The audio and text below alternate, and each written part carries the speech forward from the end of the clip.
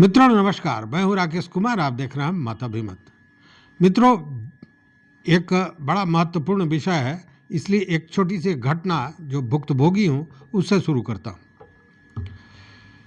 मुझे एक ज़मीन पसंद आई, मैं ज़मीन लेने गया। ज़मीन बड़ी अच्छी थी, सड़क के किनारे, बेहतरीन, एकदम आयताकार। मैं ज़मीन को देखा, ज़मीन का जो दर था वो भी ठीक ठाक था। मुझे लगा कि कुछ जानकार से बात करनी चाहिए। उस समय की बात, यह घटना मैं लगभग 15-20 वर्षों पहले का बता रहा हूँ। तो हमारे एक परिचित थे, एडिशनल कलेक्टर एसी। मैं उनसे मिला और हमने कहा कि ऐसे ऐसे एक ज़मीन लेने जा रहा हूँ, ज़रा इसको देखिए। तो उन्होंने देख सुनकर बताया कि भैया ये तो ज़मीन सीलिंग में है, और सीलिंग की ज़मीन या सरकारी ज़मीन कभी मत लेना। चूँकि आप ले लोगे, आप तो ले लोगे, लेकिन हो सकता है कि आपके पोते से, आपके बेटे से वो ज़मीन अंत में छीना जाएगा। मतलब कि सरकारी ज़मीन आपकी नहीं है, सरकारी ज़मीन अंततः सरकार ले लेती है। और इसका नमूना देखने को मिला है आरा भोजपुर में, जहां 27 साल बाद सरकारी ज़मीन पर जो गलत ढंग से, फर्जी ढंग से जमाबंदी कायम की गई थी, उसे रद्द कर दिया गया। मतलब कि सरकारी ज़मीन जो गरमजरुआ, आम, खास और तमाम तरह की ज़मीन होती है, कैसर हिंद और भी, तो वैसे ज़मीन को भले लाख आप उसमें हेरा फेरी करें, कुछ भी करें और सारे फर्जीवाड़ा करके ज़मीन को अपने नाम करा लें, लेकिन किसी न किसी दिन मामला फंसता है। और इसीलिए कहा भी जाता है कि नानी का धन और पानी का धन कभी बचता नहीं है। मतलब पानी का धन का मतलब कि वैसा ज़मीन जो सरकार का है या किसी का है, उसको जबरन आपने ले लिया, फर्जीवाड़े से ले लिया, तो अंत में वो जाएगा ही जाएगा। और वही स्थिति बनी है भोजपुर में। भोजपुर के जो एडीएम हैं, उन्होंने 27 वर्षों के बाद लगभग 12 जमाबंदी को रद्द किया है। ये जो जमाबंदी है, यह 12 लोगों के नाम से थी और इसकी कीमत करोड़ों में है। हालांकि ज़मीन है लगभग 1 एकड़। 12 लोगों के लिए जो ज़मीन है, जो जिसकी जमाबंदी फर्जी रूप से की गई थी, यह 12 लोगों के नाम है और इसकी जमाबंदी 27 वर्ष पूर्व, मतलब 1998-99 में इसकी रजिस्ट्री हुई थी और जमाबंदी कायम की गई थी। और उसके बाद अब उसकी जमाबंदी को रद्द किया गया है। देखिए, मामला यह है कि एक सरकारी गैरमजरूआ ज़मीन था जिसका खाता 166 और खेसरा 267 था। अब हुआ क्या कि सीईओ, जो अंचलाधिकारी होते हैं, जो कर्मचारी होते हैं, इन लोगों के मिली भगत से उस ज़मीन को 1998-99 में फर्जीवाड़ा करके रजिस्ट्री करा लिया गया, निबंधन करा लिया गया।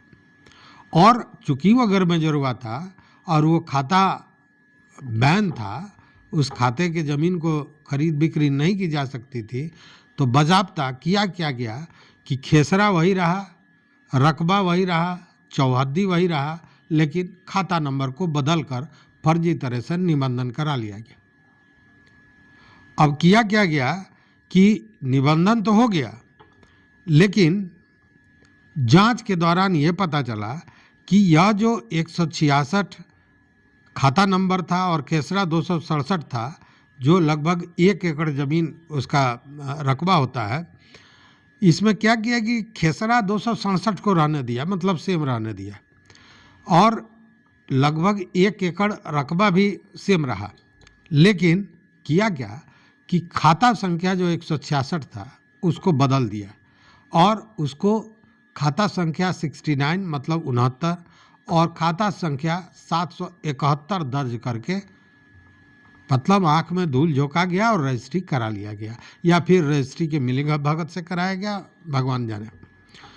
अब जब रजिस्ट्री हो गई तो चूँकि पहले से शामिल थे उसमें वहाँ के अंचल के लोग, तो बज़ाब्ते उसका दाखिल खारिज भी हो गया और दाखिल खारिज करने के बाद ऑनलाइन जमाबंदी भी दर्ज कर दिया गया पूरी तरह, मतलब उसको यूं कहे कि ठप्पा मार दिया गया कि वो ज़मीन रैयती है।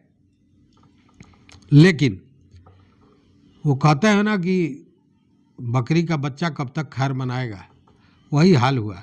एक अतिक्रमण वाद के सुनवाई के दौरान अभी जो वर्तमान सीओ हैं वहाँ पल्लवी कुमारी गुप्ता, उन्होंने सुनवाई के दौरान इस मामले का खुलासा किया कि यह ज़मीन गैरमजरूआ है और फर्जी जमाबंदी कायम की गई है और उसके बाद उसका जांच किया। जांच में यह मामला सही पाया गया। जब सही पाया गया तो उन्होंने एडीएम को यह मामला प्रेषित करते हुए अनुशंसा किया कि इन जो जमाबंदी है 12 जमाबंदी है 12 लोगों के नाम से, इसको रद्द कर दिया जाए, यह जमाबंदी फर्जी है।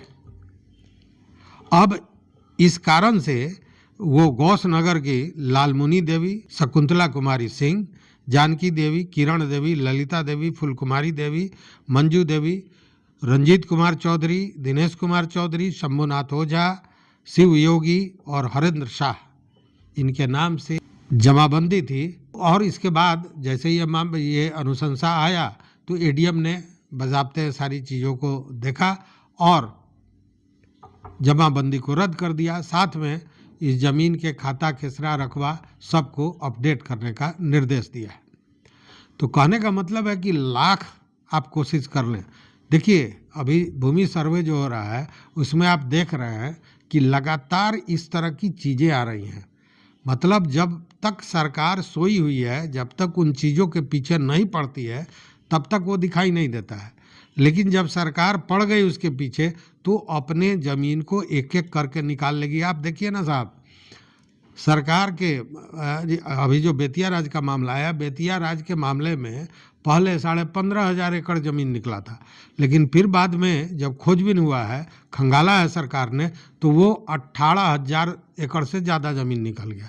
मतलब एक एक इंच ज़मीन निकाल लेता है सरकार की, निकल आती है जब उसके पीछे पड़ता है। इसीलिए वो जो कहते हैं ना कि नानी का धन और पानी का धन, तो वही हाल हुआ। सारे जमाबंदी को रद्द किया गया है 27 साल बाद। तो इस वीडियो में बस इतना ही। देखते रहिए मत अभिमत। मित्रों, चैनल पर नए हो तो सब्सक्राइब कीजिए, लाइक कीजिए, दोस्तों के साथ शेयर कीजिए और अपना विचार जरूर दीजिए। देखते रहिए मत अभिमत।